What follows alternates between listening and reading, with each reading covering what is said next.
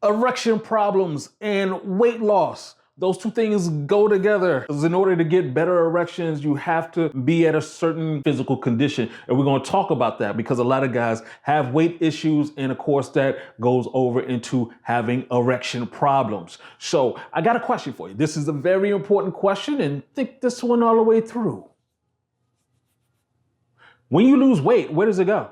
I mean, seriously, where does it go? I mean, is it like you lose 100 pounds and you get a trail of fat coming out of your ankle? Where does it go? If you don't know the answer to that, stay tuned because we're going to answer that question plus a lot more, because in this video, we're going to talk about specifically how your body works. Also, what type of workouts you should be doing. Is there specific types of workouts you need to be able to do? And furthermore, for your nutrition, we're going to talk about what you need to eat. And we're not going to be talking about calories and carbs and proteins because what has happened is people have made this very complex. It doesn't need to be complex. I'm going to break it down for you, make it extremely simple. Hey, my name is Brian Ayers, AKA Uncle B, and I've been the sexual performance coach with African Fly for the past 20 plus years now.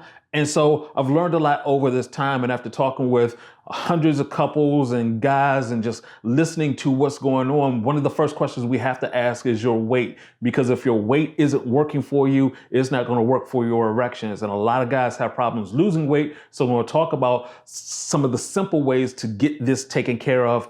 I've had this issue my entire life. I was a chunky kid, college, really leaned out, got cut up. Over the years, got bigger. Here recently, started a challenge, a workout challenge and everything, and lost 11 pounds in about a month and a half. It was a lot of hard working out, but I changed the way I worked out and I got results. So I'm gonna share that with you right now. So specifically what I'm gonna do is break down how your body works from a 3,000 foot perspective so that you're not getting, too buried down in the weeds, but you're getting some very basic pieces of information that you need so you can change the way that you eat and the way that you work out. You're going to look at it differently.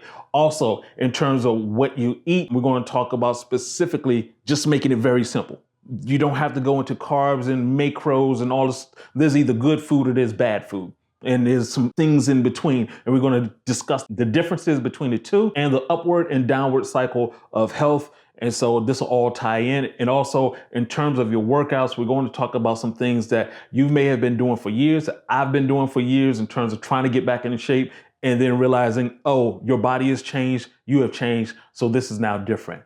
And of course, as always, please, if you like what you hear, go ahead and subscribe, hit the like button, get the notifications, all that good stuff. And without any further ado, let me break this down till it can't be broken anymore.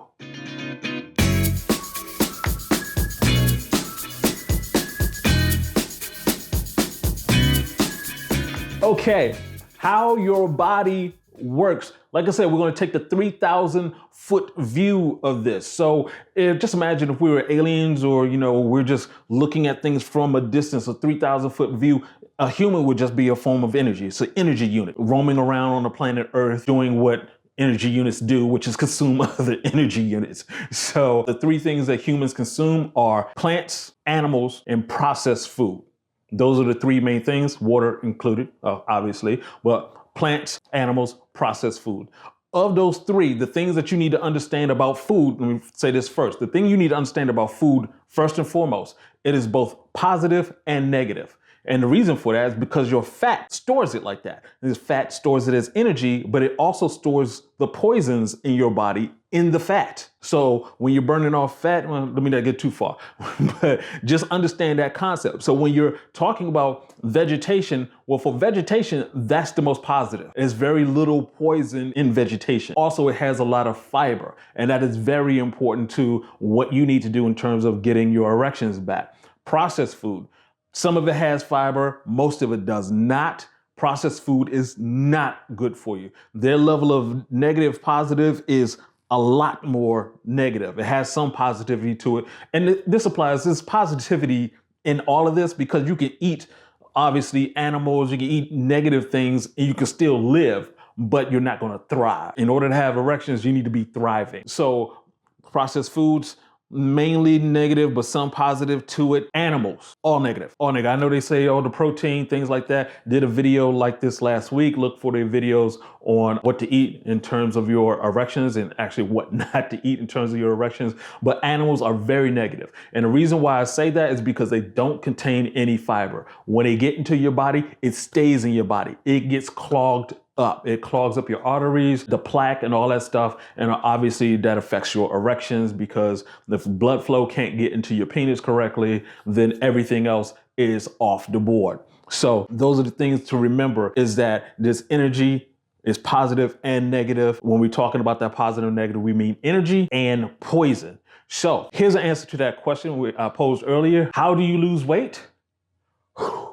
Breathing. Didn't really know that. You know, a lot of people trying to go through this whole process of losing weight and don't know how it actually leaves your body, which is sort of weird. But hey, your body has a fat molecule, and it is C55, carbon 55, hydrogen 104, oxygen 6. You breathe out 84% of your weight in terms of CO2. Now, obviously CO2 is a poison to you as an individual, but for the plants and everything, it helps them to thrive. So if you're in a room by yourself, you're locked in a safe, whatever, you're gonna run out of air. You didn't really run out of air. The air's still there. You just turned all of it poison and it's not gonna work well for you. So we have to, like all energy units, release our waste. So we release our waste by peeing, defecating, sweating. That's the other 16%. 16% comes out as water. So 84% is coming out as CO2 as you breathe, 16% is coming out as water. So this is important to understand when we get into the exercise phase of things. I'm gonna break down the importance of getting your breath in the right way, because I mean, a lot of people were, the first thing is breathing. Oh, I do that over it. Would I just breathe harder?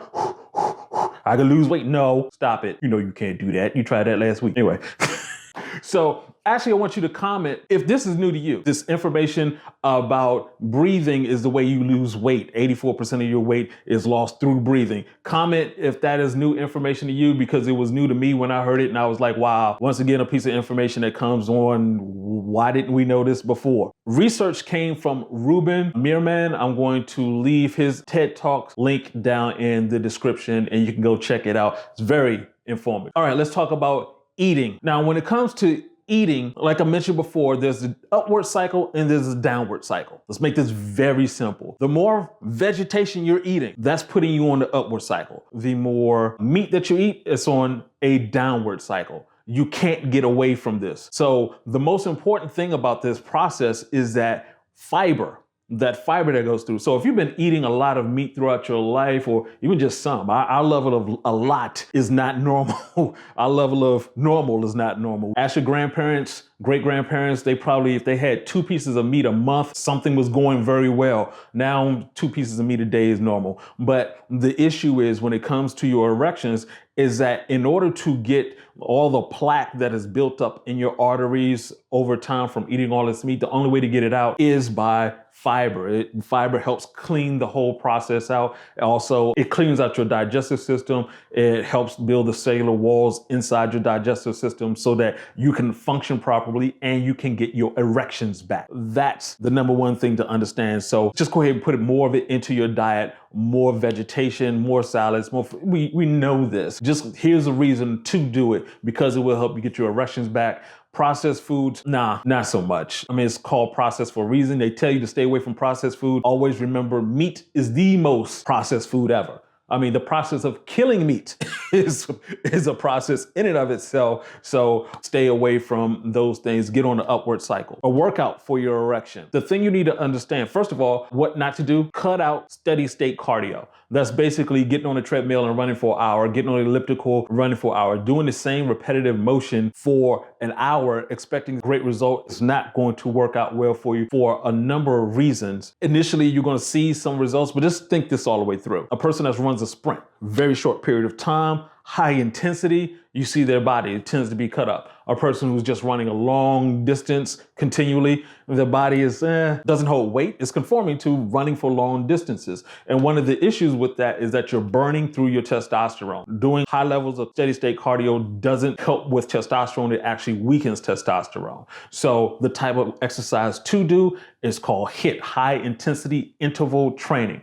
I do HIIT all the time now. Basically, you work out for 30 seconds, you rest for 30 seconds. So you can change that number up now because I've been doing 30 to 30 seconds for so long. I'm now up to 40 seconds of work, 20 seconds of break. And that 40 seconds of work is high intensity. Whether I'm riding a bike, rowing, lifting weights, there are a bunch of different ways to do it. There are a bunch of different videos, online guys who are experts at this. I'll leave a couple of links to the people that I pay attention to in the comment section, but get into HIIT. It does make a difference. I believe it's what accelerated my 11-pound weight loss. And that was a week ago that I weighed myself. And I've been dropping, ooh, look at your boy, his shirt baggy. Ooh, feeling good. Also, increase the weight that you're lifting. When you lift heavier weights, you increase the amount of testosterone that is formed in your body. Remember, your testosterone is formed while you're sleeping. And also remember, the bursting and burning of testosterone is what fuels an erection. So these exercises, HIIT and heavy lifting, help accelerate your testosterone production. The most important thing out of this is the level of intensity. When you're doing high intensity intervals, the reason for that 20-second break is so that you can get your breath back. At that, when you're going for 30 seconds, 40 seconds, at the end of that, you should be, and what does that do? The breath. Now, this is different from if you were running, you're just jogging or you're just taking a walk or something like that. Your breath is still going. In order to lose weight, you have to have your muscles engaged in order for that breath to be coming out as I'm expending out energy and also poison. See how this is tying back in together? So when you're working out, you're doing a HIIT exercise, you're doing a high intensity exercise, you're breathing out the energy and the poison. And that's what you want. That is how you lose weight. You have to do it that way. And it's sort of funny to me. This is my own personal philosophy, but our great ancestors were tree-dwelling humans. And basically you were up there in a tree, you were getting your fruits and things like that. If you hit the ground and you had to run fast to get to the next tree and get your ass back up there before an animal came along and killed you. So that whole process of the intensity of, you see monkeys, I'm not saying we come from monkeys, that's saying like a cat came from a dog. That sounds stupid to me. But anyway, if you're pulling and pushing and all these different intense exercise, you're using your core a lot. Yeah, of course, all of this is going to get shredded up. And if you need to run, you run fast. That's what gets you shredded up. That's what cuts out the weight for you. It makes a big difference. So I hope you got a lot of information out of this. Go ahead and put it to work. Once again, comment, let me know, is this new to you? This whole thing of breathing to lose weight, is that new to you? Because it certainly was new to me. As always, please hit the like button, the subscribe button, get the notifications, and ask questions. I'm always here to give information because there's a lot of guys out there who want to make a change in their life, just don't know that direction, and I want to give it to you. Also share it with your friends. It makes a difference. So once again, this is Uncle B. Peace.